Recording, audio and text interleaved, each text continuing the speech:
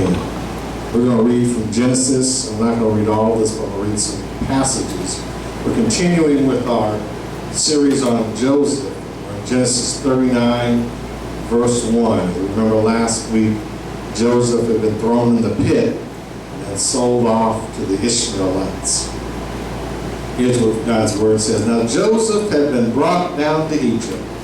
An Egyptian named Potiphar, an official of Pharaoh, and the captain of the guard purchased him from the Ishmaelites who had brought him in. The Lord was with Joseph. He was successful and lived in the household of his Egyptian master. His master observed that the Lord was with him, and the Lord made everything he was doing successful. So Joseph found favor in his sight and became his personal attendant. Potiphar appointed Joseph overseer of his household and put him in charge of everything he owned. From the time Potiphar appointed him over his household and over all that he owned, the Lord blessed the Egyptian's household for Joseph's sake. The blessing of the Lord was on everything that he had, both in his house and in his fields. So Potiphar left everything he had in Joseph's care. He gave no thought to anything except the food he ate. Now Joseph was well built and good looking. Somebody say he was fine. Amen. Soon after these things, his master's wife took notice of Joseph and said, "Have sex with me." But he refused, saying to his master's wife, "Look, my master does not give any thought to his household with me here, and everything that he owns he has put to my care. There is no one greater in this household than I am. He has withheld nothing from me except you, because you are his wife. So how could I do such great evil and sin against God?" Skip down to verse 16. So she laid his outer garment beside her until his master came home. This is what she said to him: "That Hebrew slave you brought to us tried to humiliate me. But when I raised my voice and screamed, you left his outer garment around outside." When his master heard his wife say, "This is the way your slave treated me," he became furious. Joseph's master took him and threw him into the prison, the place where the king's prisoners were confined. So he was there in prison, but the Lord was with Joseph and showed him kindness and granted him favor in the sight of the prison warden.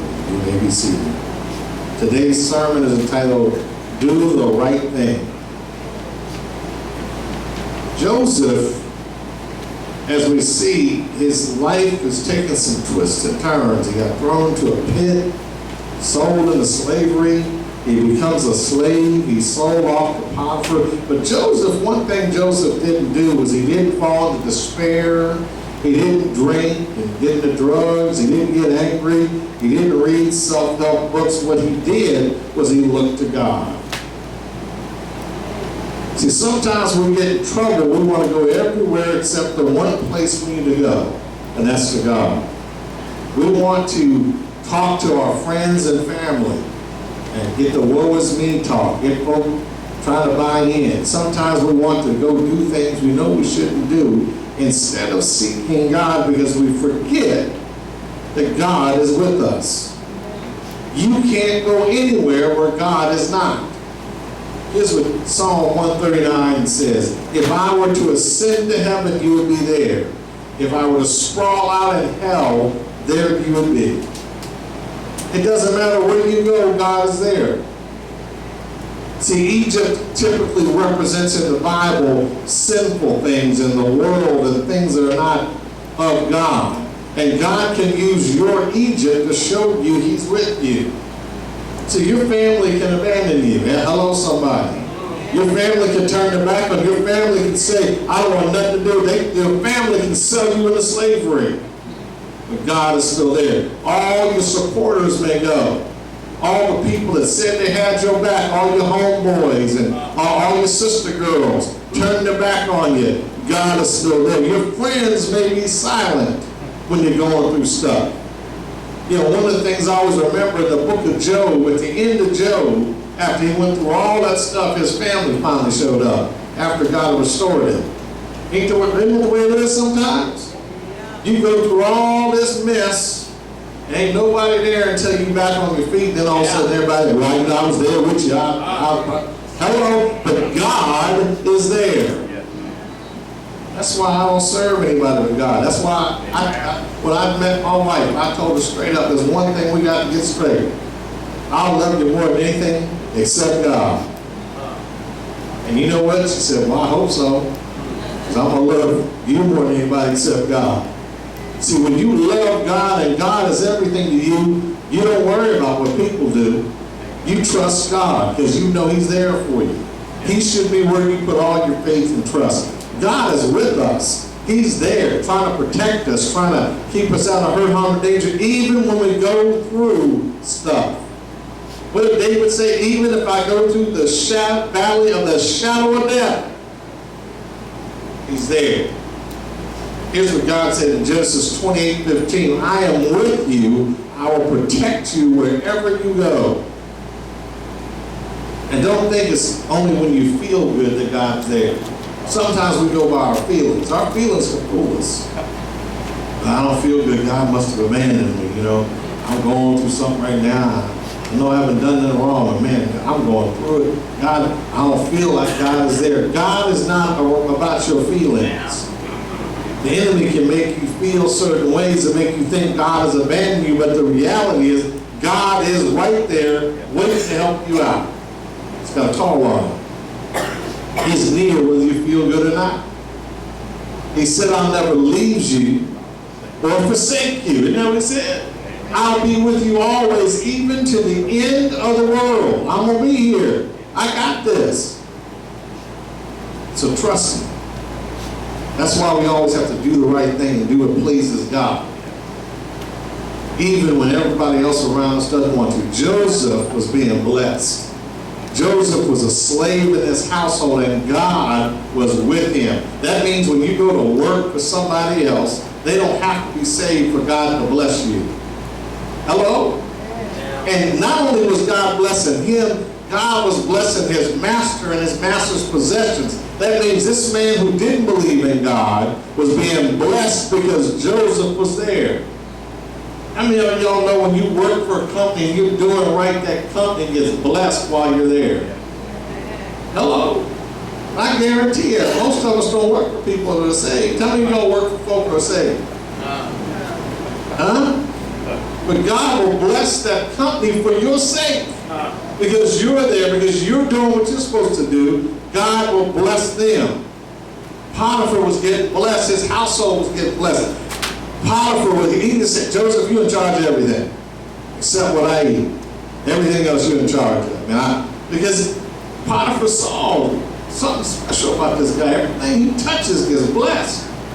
And Potiphar was prospering. How many of y'all know when you're doing good, Satan always sends the haters in. Amen. Always somebody there try to pull you down. Try to get you to do something you shouldn't do, young people. Try to tell you, well, it's all right. You smoke a little weed because, you know, it's natural. It's all right, you know, if you love me, baby, you let me do what I want to do. Huh? Whisper things in your ear. I'm sure Potiphar's wife was going to Joseph, boy, you sure are fine, brother. Joseph, that's all right. You married. And she kept coming at him and coming at him. And Joseph did the right thing. Joseph did what he's supposed to. See, here's what Joseph could have done. He could have said, you know what? God is blessing me. I'm going to go ahead and take this. It's I deserve it. Look at what I've been through. Hello? Sometimes we do that. We slip into a little sin because everything's going right, so, you know, maybe we deserve to do this. Maybe I deserve to fall into this thing. Maybe I deserve to do something I shouldn't do. See, that's the enemy talking to you. That's what he did with Adam and Eve. They had everything, and he said, well, y'all have everything but this fruit, a little bitty fruit over here. Y'all need to eat this. That's how the enemy works. When God is blessing us, all of a sudden he'll come along with a little temptation, something that he knows will grab us and say, come on, yeah, go ahead, it's all right, God will forgive you. Joseph said, oh no, And you know what he said? Here's what I like. Joseph didn't talk about sinning against Potiphar. He knew who his real master was. He said, how would you expect me to sin against God? Oh, that we would do that sometimes. When folk ask us to do things we shouldn't do. You want me to sin against God? You want me to tick God off? You want me to get on God's bad side? Oh no, You ain't got heaven and hell to put me in, but he does. I'm going to do the right thing. I'm not going to indulge myself and listen to you because there's nothing good that's going to come out of this. See, honesty can get you in trouble sometimes with the enemy. Because Egypt can be a nasty place. Sometimes you may be at work and you're doing good, and somebody starts whispering something in the boss's ear about you that's not true. Have you ever had that happen? And you want to strike back, you want to get back at them, but you know what you do? You do it. You just know, I'm going to do the right thing. I'm not going to make a decision without using God. I'm not going to make matters worse. Here's the thing. Actions have consequences. You can't fix a struggling marriage by having an affair. You can't fix a drug problem with drugs. You can't fix a debt problem by getting in more debt. You can't fix stupid by being stupid. What did Forrest Gump say? Stupid is, the stupid does. You can't fix a mess by making another mess. It doesn't work. You can't do good by doing evil. If you sin, good's not going to come out of it. Hello? And Joseph did the right thing. He placed loyalty over lust. He honored his master. He honored God. He said, how could I do such an evil thing against God? Because he knew he needed to please God above everybody else. He knew that God is more important than you. And it cost him everything. It cost him his job. It cost him his standing because Potiphar listened to his wife. Because Potiphar didn't know God. And Joseph got thrown in prison. Guess what happened in prison? God was there. God honored the fact that Joseph did the right thing, and he found favor with the prison warden, and pretty soon the prison warden had him in charge again. Huh? So wait a minute. He was thrown to the pit, sold to slavery, did good as a slave, then got thrown to prison and got help. That's what happens when you do the right thing. When you do what God tells you to do, even if you're in prison, God can make it heaven for you. Because you trust Him. See, we're not in a literal prison, but some of us can find ourselves in prison-type situations. Sometimes we're working in a job that feels like prison. But if you do the right thing, God will create a place for you where you'll have favor. Joseph had favor because he did the right thing. He had favor because he trusted God, because God came first to him. So no matter what situation you find yourself in, do what God would have you do, even if it costs you, because God has your back. Sometimes, honestly, folks don't want to hear the truth. You don't help them by not telling them the truth. God expects you to do it His way every single time. Because if you do, the blessing will come to you and your family. As we go through this, you're going to see how God is going to use Joseph even more. But here, in this situation, Joseph stood up and did the right thing, and because he did, God blessed him. We got some scriptures I want us to live by. Everybody stand up. We're going to read these scriptures together. They're printed out on your handout. Scriptures to live by. In fact, take these home and put them on. How many of y'all took my last stuff last time and took it home? I know some folks said it's been blessing them all week. Amen. God's word doesn't return void. Here's one. Let's read this together. Psalm 4 and 5. Ready?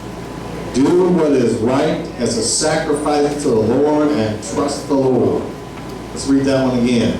Do what is right as a sacrifice to the Lord and trust the Lord. Do what's right. Trust Him. How many of y'all trust God? Do what's right. Matthew 12:50. That's our second verse. Let's read it together. For whoever does the will of my Father in heaven is my brother and sister and mother. Let's read that again. For whoever does the will of my Father in heaven is my brother and sister and mother. If you do God's will, then you're considered Jesus' brother, you're considered his sister, you're considered his mother.